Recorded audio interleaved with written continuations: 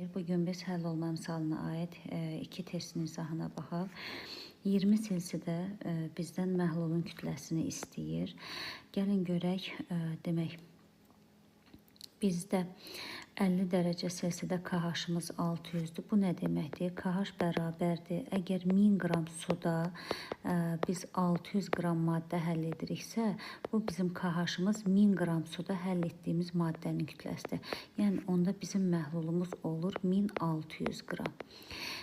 Yəni 1000 qram suda biz onu doydurmaq üçün 600 qram maddədən istifadə edirik. Həmin bu maddənin kütləsi KH-a bərabərdir. Onda bizim 50 dərəcə selsidə 1600 qramdırsa, 50 dərəcə selsidə məhlulumuz 1600-dür.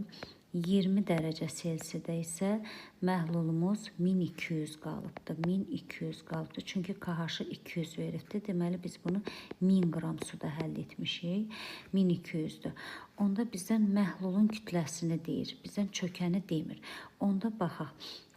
Deməli 600-dən 200-ə düşürdür. Yəni 400 qram maddə burada çökübdür. Qalan məhlulumuz 1200-dür. Onda yazıram. 1600 qram 50 dərəcə selsidə idi.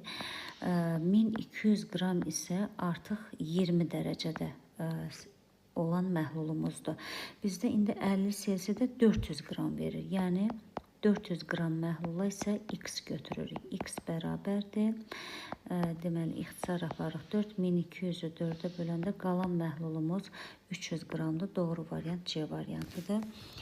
Daha sonra KH-ın qrafikindən olan bir məsələsinə baxaq. Yenə də bu temperaturla əlaqəlidir.